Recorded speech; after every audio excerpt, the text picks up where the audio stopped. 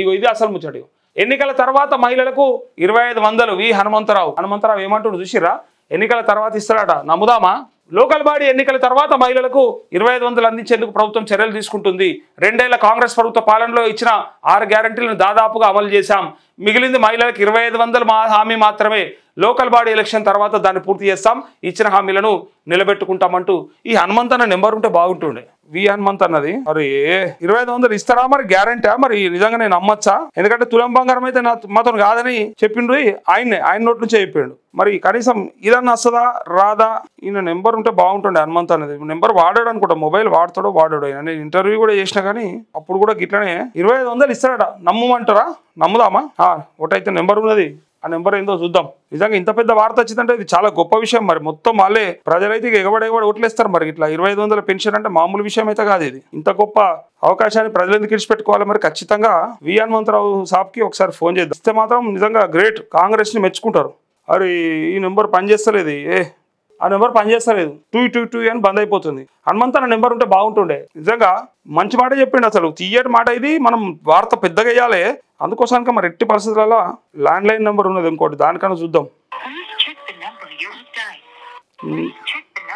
Number మననే check చేసుకోమంటుంది చూసిరా? ఎందుకంటే ఇంత మంచి వార్త చెప్పినాక అన్నకు కంగ్రాట్స్ చెప్పాలి లేదా థ్యాంక్స్ చెప్పాలి. హనుమంతరావు అన్నకు అందుబాటులోకి వస్తే బాగుంటుండే. మన దగ్గర ఉన్న నెంబర్తో ట్రై చేస్తున్నాం. చలో ఆయన నెంబర్ పట్టుకుందాం, లేకపోతే ఒక ఇంటర్వ్యూ చేద్దాం. హనుమంతరాని చెప్తాడు, ఇస్తాం రాబోయి, యాడికి పోతాం ఇవ్వకపోతే. అప్పుడు అనుకున్నాం, ఇప్పుడు అనుకుంటున్నాం, గంతే.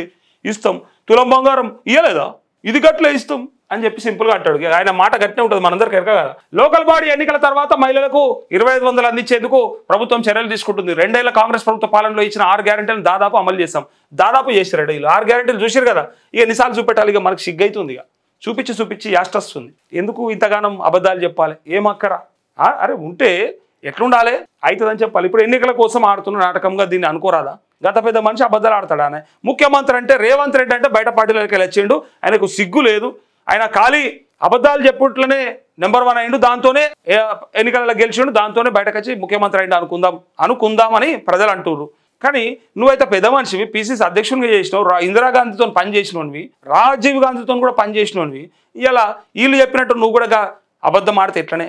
రాకపోతే మరి నీకైతే అందరు వచ్చి ఇంటికాడ ఉంటారు. మరి 2500 రూపాయలు ఖచ్చితంగా నువ్వు ప్రతి మహిళకి ఇవ్వాలి. ఇవ్వకపోతే అంబర్పేట హనుమంత్ ఇంటికాడే ఉంటారు. మరి అంతా ఉండొచ్చునా? ఇస్తారా? మరి కేసీఆర్ ఇచ్చినప్పుడు 50 అంటావేమో. పుచ్చుకున్న వీడియోలు చూపిస్తాను నీకు. మళ్ళా వాళ్ళని కూడా అడిగినమా లేదా చెప్తారు, చూపిస్తాం. ఉదాహరణలు ఉన్నాయి. అడగలేదు అనుకునేరు, అప్పుడు కూడా అడిగినాం. అందుకే ఇప్పుడు మిమ్మల్ని కూడా ఏమాడుతున్నామంటే, ఇస్తారా ఇయ్యరా?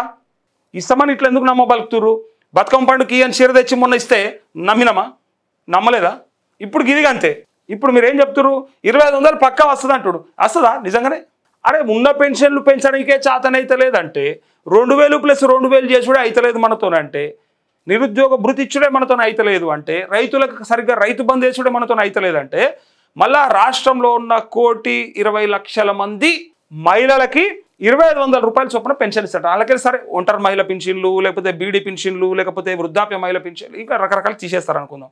ఎంత తీసినా 60-70 లక్షల మంది ఉంటారు కదా. ఈ ఆడికెళ్ళి ఇస్తావు తాత? చెప్పు తాత, ఆడికెళ్ళి ఇస్తావు? 2500 అవుతుందా మనతోని? ఇస్తావా?